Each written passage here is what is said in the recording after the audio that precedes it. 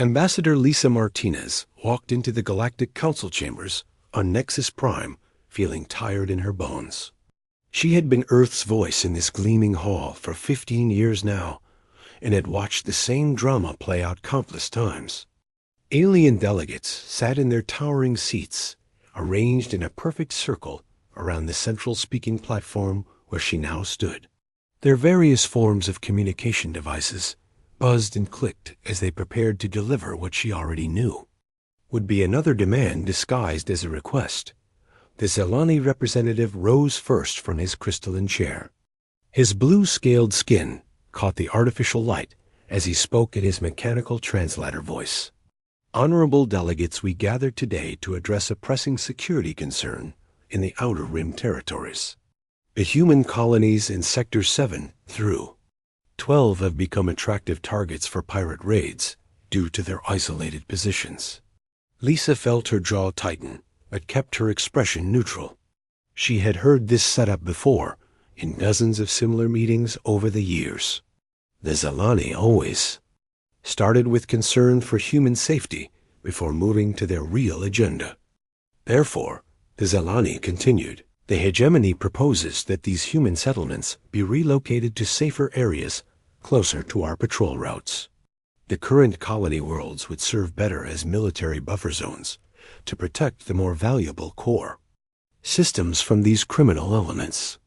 The crystalline Confederation delegate made a sound like wind chimes in agreement.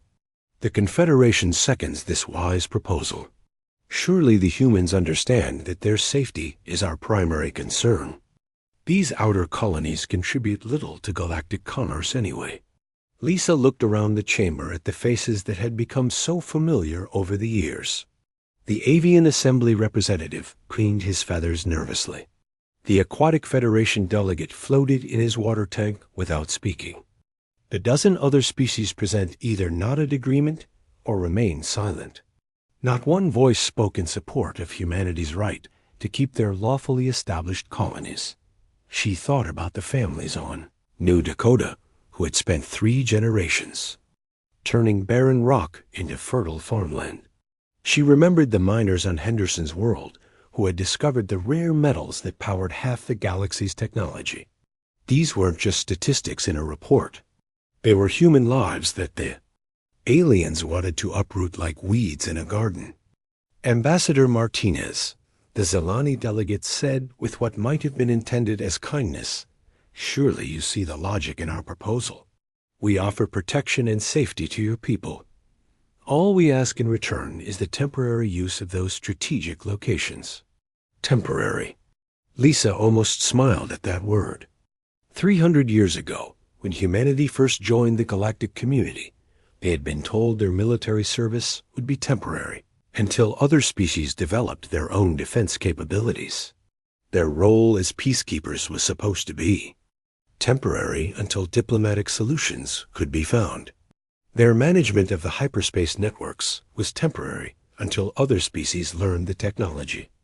Everything was always temporary when it benefited the aliens and permanent when it cost humanity something. The Federation appreciates your concern for our citizens, Lisa replied carefully, but these colonies were established under proper galactic law. The settlers have legal rights to their land and their lives there. The chamber erupted in the various sounds that passed for laughter among the different species. The Zelani delegate made a hissing noise that his translator rendered as amusement. Legal rights are important, of course, but they must be balanced against galactic security needs. Surely the humans do not value property over lives? It was a trap, and Lisa knew it. If she refused the proposal, she would be painted as caring more about land than human safety. If she agreed, she would be surrendering sovereign human territory to alien control yet again. Either way, humanity would lose something while gaining nothing in return. She looked up at the gallery, where human observers sat watching the proceedings. Military officers who had spent their careers defending alien worlds. Scientists who had shared their discoveries freely with species that gave nothing back. Engineers who had built the infrastructure that kept galactic civilization running. all of them waiting to see if their representative would once again bend the knee to alien demands. Lisa thought about her own son Jake, who served as a captain in the Galactic Defense Force. He was currently stationed at the far edge of known space, protecting Aquatic Federation shipping lanes from raiders. His letters home spoke of the casual contempt his alien colleagues showed for human sacrifice. They expected humans to die for alien causes, but considered human concerns secondary to their own interests. The United Earth Federation, she said, slowly has served this council faithfully for 3 centuries. We have fought your wars and died in your causes. We have shared our technology and our knowledge freely. We have maintained the peace when others sought conflict and provided aid when others turned away. The chamber grew quiet as her words echoed off the curved walls. Even the constant humming of translation devices seemed to fade into background noise. In return, Lisa continued, we have been treated as junior partners in our own galaxy. Our colonies are bargaining chips in your political games. Our people are expendable resources in your military adventures. Our concerns are dismissed while our contributions are taken for granted. The Avian Assembly delegate ruffled his feathers in what Lisa recognized as annoyance. Ambassador Martinez, we understand your frustration, but emotions should not override practical necessities. The proposal before us serves the greater good of galactic stability. Lisa felt something snap inside her chest, like a cable under too much tension, finally reaching its breaking point. 3 centuries of being patronized and dismissed and used by beings who saw humanity as useful servants rather than equal partners. 3 centuries of watching her people bleed and die and sacrifice for others who would never return the favor. She reached into her jacket and pulled out a small device that she placed carefully on the speaking platform. With the press of a button, she activated the quantum transmitter that would send her words instantly across human space to every colony and outpost and ship.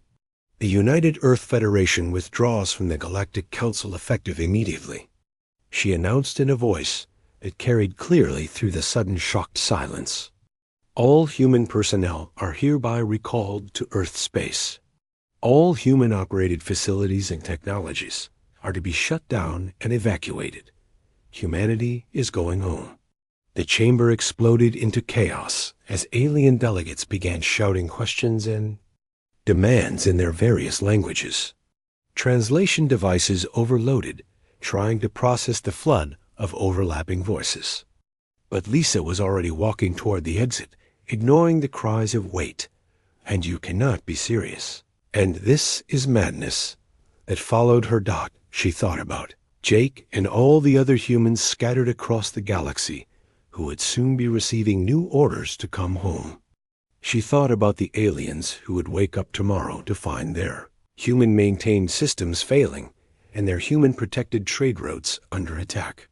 Most of all, she thought about how good it felt to finally say no after 3 centuries of saying yes to everything. The chamber door sealed behind her with a soft hiss that sounded almost like a sigh of relief. 3 weeks had passed since Ambassador Martinez walked out of the Galactic Council chambers, and Senator Vextar of the Zelani hegemony was beginning to understand that the humans had not been bluffing. He stood in his command center on the flagship, eternal glory, watching his fleet stumble through space like blind creatures in the dark. The hyperspace navigation system that had worked flawlessly for centuries was now spitting out error messages in human script that none of his technicians could read.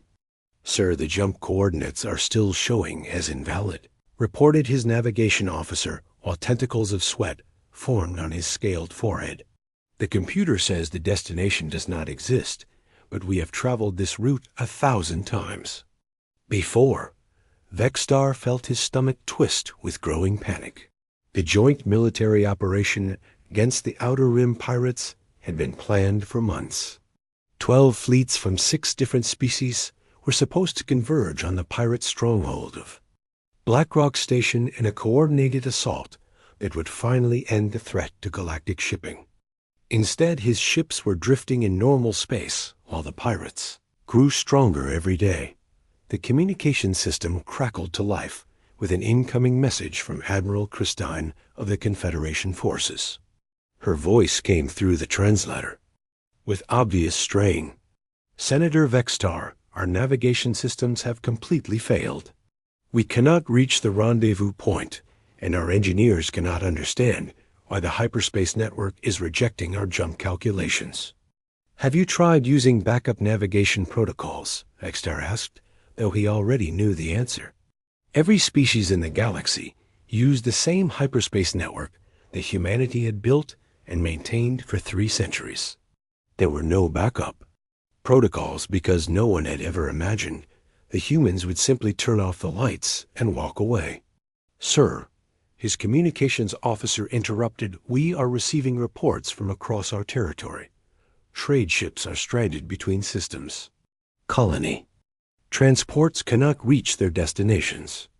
Even our own patrol vessels are requesting emergency assistance to return home." Vextar closed his eyes and tried to remember a time before the hyperspace network existed. His grandfather had told stories of the old days when travel between stars took months or years instead of hours. But those were just stories. No living being in the galaxy remembered how to navigate by stellar positioning or calculate jump routes without computer assistance. Meanwhile, on the research world of Haven, Prime Dr. Angela Foster watched her alien colleagues attempt to restart the terraforming equipment that kept their world habitable. She had chosen to remain behind when the human evacuation order came because her research into crystalline biology was too important to abandon. Now she was beginning to regret that decision as she watched the avian scientist Dr. Featherwind peck helplessly at control panels he clearly did not understand. "The atmospheric processors are showing critical errors," Dr. Featherwind squawked in distress. "The oxygen levels are dropping, and the temperature regulators have stopped responding to commands." Angela looked at the readouts and immediately saw the problem. The humans who designed the terraforming systems had built in automatic safety shutdowns that activated when maintenance schedules were missed. Without human technicians to perform the required updates, the entire planetary life support system was slowly grinding to a halt. "You need to access the main control core and reset the maintenance timers," she explained patiently. "The system thinks it has been abandoned and is entering safe mode to prevent damage." Dr. Featherwind stared at her with large round eyes that reflected confusion and fear. "But how do we access the main control core? The humans never shared those protocols with us." Angela felt a chill that had nothing to do with the dropping temperature. The humans had never shared those protocols because they had never expected to leave. For 3 centuries, human engineers had maintained every piece of critical infrastructure in the galaxy, while the alien species focused on politics and trade and culture. No one had bothered to learn the technical details because there were always humans available to handle such mundane matters. Across the galaxy, similar scenes were playing out on thousands of worlds. The Aquatic Federation discovered that their water purification systems required human-made filter components that were no longer being manufactured. The Silicon Collective found that their mining operations could not function without human design quantum drills that needed constant recalibration. Even the proud Ursine clans admitted that their space elevators had stopped working without human maintenance crews to monitor the gravitational stress calculations. The grand perch of the avian assembly called an emergency session to address what he was calling the human crisis. Representatives from across the galaxy gathered via quantum communication, links that were already showing signs of instability without human technicians to maintain the relay stations.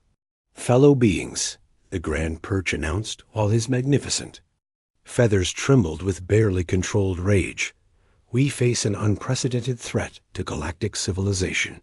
The humans have abandoned their responsibilities and left us to deal with the consequences of their selfish actions. Senator Vextar participated in the session from his stranded flagship. The hegemony demands immediate action. Our military operations have been completely paralyzed. The pirates are taking advantage of our temporary difficulties to seize 3 more trade worlds while we sit here helpless. The Confederation agrees, added Admiral Christin. We must send a diplomatic mission to Earth immediately. Surely the humans can be made to see reason. Perhaps we can offer them better terms in a new agreement. The Grand Perch nodded sagely. Excellent suggestion. We shall broadcast a message of peace and reconciliation across human space. We must appeal to their better nature and remind them of their obligations to galactic society. The message was crafted carefully by the best diplomatic minds in the galaxy. It spoke of mutual understanding and shared prosperity. It offered negotiations and compromises. It even hinted at possible concessions on some of the humans' previous complaints. The aliens were confident that their generous offer would bring the stubborn humans back to the negotiating table. The response came 12 hours later from Admiral Connor Blake, speaking from Earth's orbital defense platform. His image appeared on screens across the galaxy, showing a weathered human face with eyes as cold as deep space. We tried negotiations for 3 centuries, he said in a voice that carried no emotion whatsoever. You made your choice. Live with it. The transmission ended, leaving the alien delegates staring at blank screens in stunned silence. For the first time in galactic history, someone had simply said no to their demands, and meant it. Senator Vextar felt his legs give out as he sank into his command chair. Around him, his bridge crew worked frantically to restore basic navigation, while emergency reports flooded in from across hegemony space. 3 more star systems had gone dark as their human-maintained infrastructure failed. Food shipments from human agricultural worlds had stopped completely. The galactic credit system was showing massive instabilities as human financial institutions closed their accounts. He realized with growing horror that they had never bothered to learn how their own civilization actually worked, because humans had always been there to handle the details. Now the humans were gone, and the carefully maintained structure of galactic society was collapsing like a house built on sand. 6 months had passed since humanity walked away, and the galaxy was dying. Captain Nina Rodriguez stood on the bridge of the human monitoring station at Alpha Centauri, watching the communications board light up with desperate messages from across known space. Every few minutes another plea for help arrived from species that had once treated humanity as useful servants rather than valued partners. The latest message came from the Aquatic Federation, and Nina could hear the panic in the translators. Mechanical voice as it converted the delegates' underwater speech patterns into standard galactic. Please respond to our humanitarian request. Our water purification systems have completely failed on 7 colony worlds. Millions of our people face death from toxic poisoning. We offer unlimited access to our rare mineral deposits in exchange for technical assistance. Nina deleted the message without responding, just as she had deleted hundreds of others over the past months. Her orders from Earth were crystal clear, and she would follow them no matter how much the alien suffering troubled her conscience. Humanity had tried to help for 3 centuries and received nothing but contempt and exploitation in return. Now the aliens could learn to solve their own problems or face the consequences of their arrogance. The next message was from the Silicon Collective, and their desperation was even more obvious. Human friends, we acknowledge past misunderstandings and wish to make amends. Our industrial civilization is collapsing without your guidance. We will grant humanity equal voting rights in our council if you will please send technical advisors to restore our mining operations. Equal voting rights. Nina almost laughed at the pathetic offer. The Silicon Collective had 500 billion members spread across 24 star systems. Equal voting rights meant humanity would control exactly one vote out of billions, while still doing all the actual work to keep their society functioning. It was the same old pattern dressed up in slightly more respectful language. Meanwhile, on the research vessel Discovery, Dr. Ryan Murphy reviewed the latest intelligence reports. From automated monitoring probes that humanity had left scattered throughout galactic space, the data painted a picture of accelerating collapse as alien civilizations tried desperately to reverse engineer human technology without understanding the basic scientific principles behind it. The crystalline Confederation had attempted to restart their orbital habitat systems by dismantling human-built gravity generators and copying the components. The result had been a catastrophic failure that sent 3 habitat rings spinning out of control into their home star. 2 billion crystalline beings had died in a matter of hours when their leaders decided they could improve on human engineering. The Zelani hegemony was faring even worse. Their attempts to restore hyperspace navigation had created unstable wormholes that were randomly appearing throughout their territory. Entire fleets had been sucked into these spatial anomalies and were, presumably, lost forever in the dark spaces between dimensions. Senator Vextar himself had reportedly been killed when his flagship was torn apart by gravitational forces that his engineers had accidentally unleashed. The reports made for grim reading, but Ryan felt no sympathy for the alien casualties. These were the same species that had dismissed human warnings about safety protocols for decades. They had always been so confident in their own superiority that they ignored human expertise, even when it came to technologies they clearly did not understand. Now they were paying the price for their arrogance with their lives. Priority alert flashed on his console, indicating movement in the outer solar system. Ryan switched his sensors to long-range scanning and immediately spotted a massive fleet of alien vessels approaching from the direction of former Galactic Council space. The ships bore the distinctive markings of the avian assembly and appeared to be moving in battle formation toward Earth itself. Ryan activated the emergency communication system that would alert every human military installation in the solar system. Within minutes, Admiral Samantha Wells was responding from the command center of Luna Base with questions about the size and composition of the approaching alien force. "I count approximately 500 vessels of various classes," Ryan reported, while his computers analyzed the fleet's structure. "It appears to be a joint task force with ships from at least 6 different species. Their course and speed indicate they will reach the outer defense perimeter in approximately 18 hours. Admiral Wells was quiet for several seconds before responding. "Understood, Dr. Murphy. All human forces are moving to defensive positions. Monitor their approach and report any changes in their formation or intent." The alien fleet continued its approach toward Earth with what appeared to be grim determination. Ryan could intercept their communications, and the translated conversations revealed a mixture of desperation and anger that had driven them to this extreme measure. They spoke of forcing humanity to resume their responsibilities to galactic civilization through threats and intimidation, since diplomacy had failed.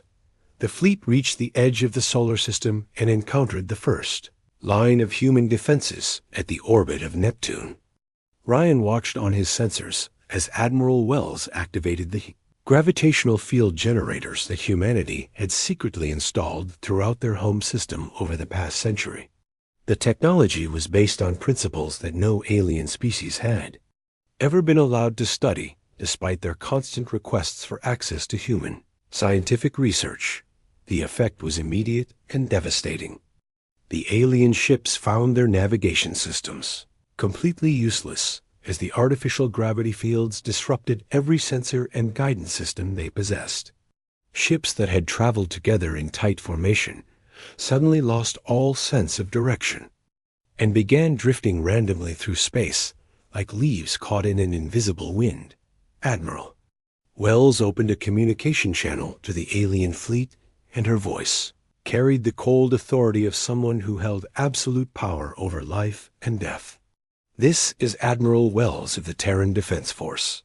You have entered human space without permission, and your presence here constitutes an act of war. You have exactly 10 minutes to reverse course and depart our territory before we consider you a hostile invasion force." The response came from Grand Admiral Skywing of the Avian Assembly, and his translated voice shook with a mixture of rage and fear. "Admiral Wells, you cannot simply abandon your duties to galactic civilization. Billions of beings are dying because of human selfishness. We demand that you resume your obligations immediately or face the consequences." Admiral Wells laughed, and the sound carried clearly across the communication channel. "Consequences. You bring 500 obsolete ships into our territory and threaten us with consequences. Let me show you what real consequences look like." The human defense systems activated fully, and the alien fleet found themselves completely helpless as their ships lost all power and began drifting toward the outer planets. The same gravitational technology that had once maintained their orbital habitats was now being used to trap them in an inescapable web of artificial gravity fields. "You have 5 minutes left," Admiral Wells announced calmly. "After that, we will consider your continued presence and invasion and respond accordingly. I suggest you use your remaining time to figure out how to leave before we decide to make your stay permanent." The alien fleet retreated in complete disorder, with many ships colliding with each other in their panic to escape the gravity trap. Ryan watched them flee and felt a deep satisfaction at seeing the once proud alien military forces reduced to a frightened rabble, running home to report their humiliating failure. 1 year had passed since humanity walked away, and Dr. Kevin Torres barely recognized the galaxy he was monitoring from Earth's Deep Space Observation Center. The carefully maintained civilization that had existed for millennia was now nothing more than scattered fragments struggling to survive in the darkness between dying stars. His sensors painted a picture of collapse so complete that it seemed almost impossible that such advanced civilizations could fall so far so quickly.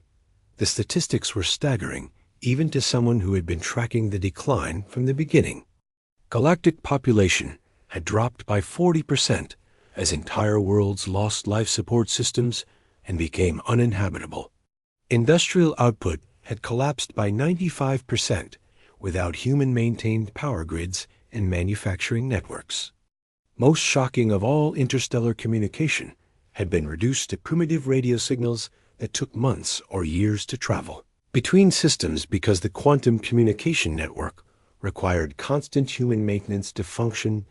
Kevin switched his monitors to the former crystalline Confederation territory and found only empty space, where once mighty crystal cities had orbited their parent stars. The surviving fragments of their civilization had scattered to the galactic rim, where they struggled to maintain basic life support in whatever vessels they could salvage from the wreckage of their former empire. Their attempts to rebuild using scavenged human technology had resulted in cascading failures that killed billions and left the survivors too traumatized to attempt any further reconstruction efforts. The Zelani hegemony had ceased to exist entirely as a political entity. Their core worlds were now ruled by warlords and pirate kings who fought constant battles over the remaining scraps of functional technology. The hyperspace accidents caused by their failed engineering attempts had created permanent gravitational anomalies that made large sections of their former territory completely inaccessible to any form of space travel. A priority alert chimed on Kevin's console, indicating an incoming transmission from Commander Ashley Bell, who was leading a patrol mission along the border between human and former galactic space. Her voice carried the strain of someone who had seen too much suffering and death over the past months of monitoring the galactic collapse. "Dr. Torres, I have encountered a large refugee convoy approximately 200 vessels of mixed alien species attempting to reach the Andromeda staging area. Their ships are in critical condition, and I estimate they have maybe days of life support remaining. They are requesting permission to enter human space for humanitarian assistance. Kevin felt his stomach tighten as he considered the situation. The standing orders from Earth were absolutely clear about maintaining the Yesti, isolation barrier that protected human territory from the chaos consuming the rest of the galaxy. No alien vessels were permitted to cross into human space, under any circumstances, regardless of their condition or the humanitarian crisis they might represent. Commander Bell, your orders remain unchanged. Maintain observation distance and document their movements, but provide no assistance or communication. If they attempt to cross the boundary, you are authorized to use whatever force is necessary to turn them back. The silence on the communication channel stretched for several seconds before Ashley responded. Understood, Dr. Torres. Maintaining observation position and recording their status for the official record. Kevin closed the channel and tried not to think about the thousands of alien beings who would die in the cold vacuum of space because humanity had finally learned to put their own interests first. For 3 centuries, humans had rushed to help whenever alien civilizations faced crisis or disaster. They had shared their resources freely and sacrificed their own people to save alien lives without ever receiving gratitude or recognition for their efforts. Now the aliens could face the consequences of their own failures without human intervention to save them from their mistakes.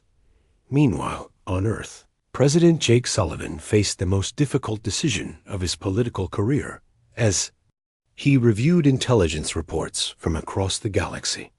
The surviving alien governments were becoming increasingly desperate, and some were developing weapons that could threaten human space if their collapse continued unchecked.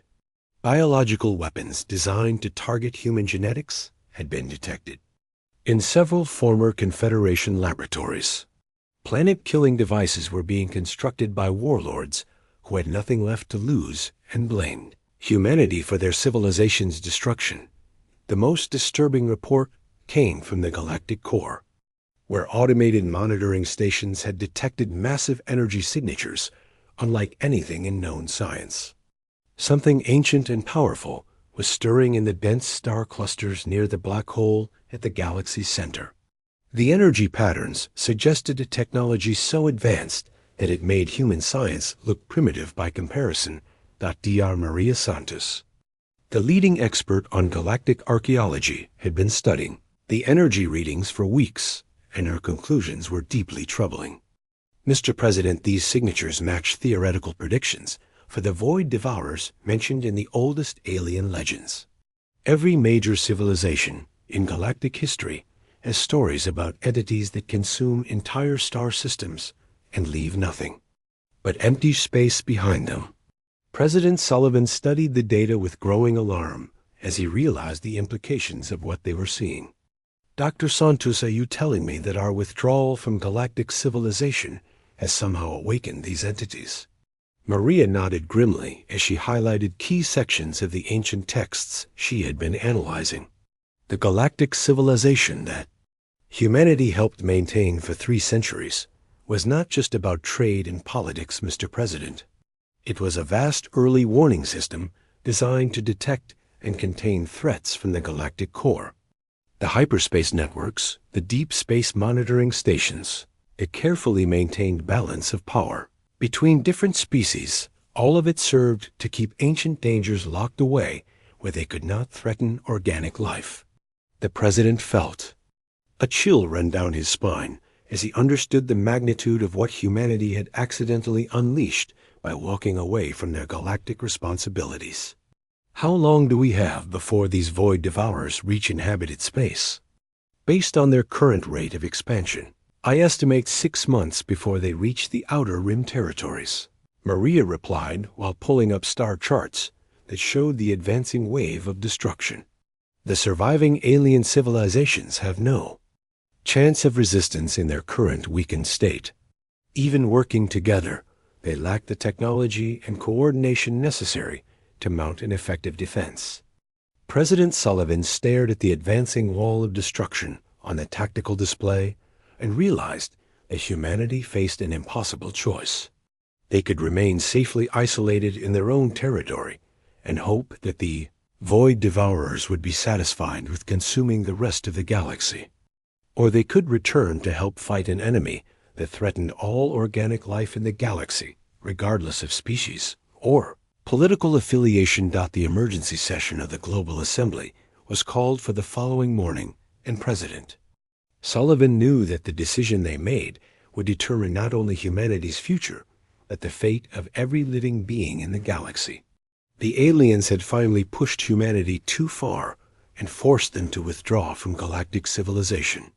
Now, an ancient threat was loose among the stars, and only human technology and leadership had any chance of stopping it, before everything was consumed by the endless hunger of the void devourers. 18 months after humanity walked away from galactic civilization, the emergency session of the Global Assembly convened in the Great Hall beneath Geneva, where representatives from every human colony and territory gathered to decide the fate of their species. President Jake Sullivan stood at the central podium, looking out at faces that reflected the same mixture of anger and uncertainty that had defined humanity's relationship with the galaxy for the past year and a half. The holographic displays around the chamber showed the latest intelligence reports from the advancing void devourers, and the news was worse than anyone had dared imagine. Entire star systems were simply vanishing from sensor readings as the ancient entities consumed everything in their path. The energy signatures detected by human monitoring stations suggested a level of destruction that made planetary bombardment look like a gentle rain by comparison. Admiral Chris Hayes, commander of humanity's most advanced fleet, spoke first from his position near the military section. Mr. President, the alien situation continues to deteriorate rapidly. Our scouts report that the crystalline fragments are being consumed at a rate of 3 star systems per day. The Aquatic Federation has abandoned their core territories and is attempting to evacuate their population, using whatever ships can still achieve hyperspace travel. Even the Ursine clans are sending their children away in cargo vessels that barely qualify as spaceworthy. Secretary of Defense Patricia Morgan added her own grim assessment while pointing to the tactical displays. The surviving alien governments have sent repeated requests for military assistance, but their coordination is completely broken. They cannot even communicate effectively with each other, let alone mount a unified defense against this threat. Without human leadership and technology, they have zero chance of stopping the void devourers. President Sullivan nodded as he absorbed the reports that confirmed what everyone in the chamber already knew. The galaxy was dying, and only humanity possessed the knowledge and resources necessary to fight back against the ancient threat that their withdrawal had accidentally unleashed. The question was whether they should risk human lives to save the same alien civilizations that had treated them as expendable servants for 3 centuries.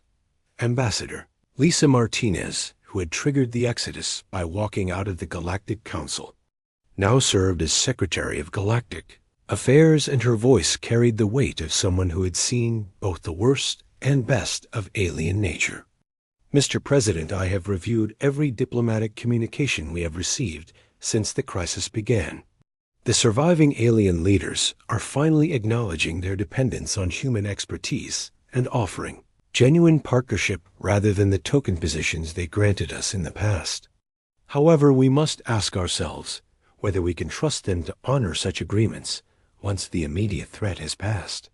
The debate that followed split the assembly down the middle as representatives argued passionately for both isolation and intervention. Those favoring continued isolation pointed out that humanity had tried for 3 centuries to build genuine partnerships with alien species, only to be treated as useful tools rather than equal partners. They argued that the galaxy's collapse was the inevitable result of alien arrogance, and that humanity owed them nothing after being dismissed. and exploited for so long, the interventionist faction countered that the void devourers represented an existential threat to all organic life in the galaxy, including humanity itself. They argued that fighting alongside alien allies, however imperfect, would provide better odds of survival than facing the ancient entities alone when they eventually reached human space. They also pointed out that allowing billions of innocent alien civilians to die would be morally equivalent to genocide even if their governments had been hostile to human interests. The deadlock continued for hours until an unexpected message arrived from deep space that changed the entire dynamic of the debate. The transmission came from the insectoid swarms, one of the few alien civilizations that had successfully adapted to post-human galactic conditions by developing their own technological solutions rather than depending entirely on human expertise. The Swarm Queen's translated voice buzzed with the collective intelligence of billions of individual minds, working in perfect coordination. Human leaders, we have analyzed the void devourer threat and developed a strategy that can potentially drive them back to the galactic core. However, our calculations indicate that success requires human hyperspace technology and human tactical coordination to implement effectively. We offer genuine partnership as equals in this endeavor if humanity chooses to rejoin the galactic community as leaders rather than servants. President Sullivan felt the mood in the chamber shift as representatives realized they were being offered something that had never existed before in galactic history. The insectoid swarms were proposing a true alliance between equals rather than the patron-client relationship that had defined human-alien interactions for centuries. More importantly, they were acknowledging human superiority in the areas of technology and military leadership that would be crucial for defeating the void devourers. The final vote was closer than anyone expected, but the interventionist faction prevailed by a narrow margin. President Sullivan stood to address not only the assembly, but the watching galaxy, as his words were broadcast across human space and transmitted to every surviving alien government. Fellow humans, we have decided to return to the galaxy, but we return as leaders, not servants. Any species that wants our assistance in fighting the void devourers will accept human authority in all military and technological matters. Any government that refuses these terms can face the ancient threat alone and accept the consequences of their choice.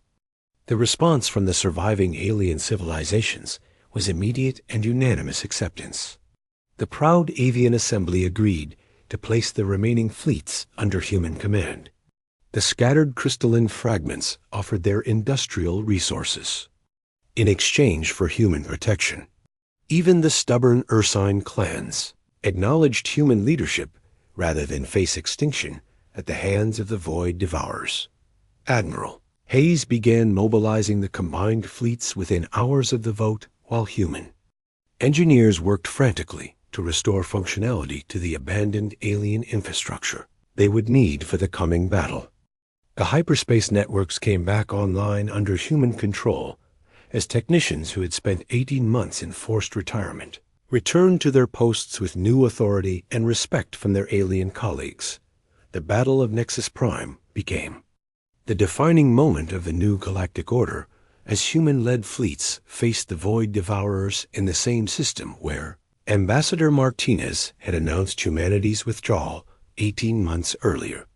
The ancient entities were powerful beyond imagination, but they had not expected to face organized resistance backed by human tactical innovation and alien determination to survive. Admiral Hayes coordinated the largest space battle in galactic history from the bridge of the flagship Defiance, while representatives from a dozen species worked as junior partners under human command. The aliens fought with desperate courage, but they followed human orders without question because they had finally learned that their survival depended on human leadership. The battle raged for 3 days before the combined fleets succeeded in driving the void devourers back into the galactic core, where human technology sealed them away using principles that no alien species could understand or replicate.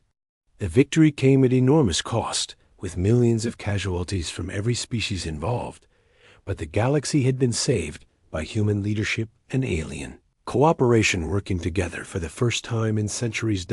In the aftermath, humanity established the new galactic order with Earth as its capital and humans in all key leadership positions throughout the government and military structure. The surviving alien species accepted their new roles, not as punishment, but as recognition of the reality they had ignored for so long.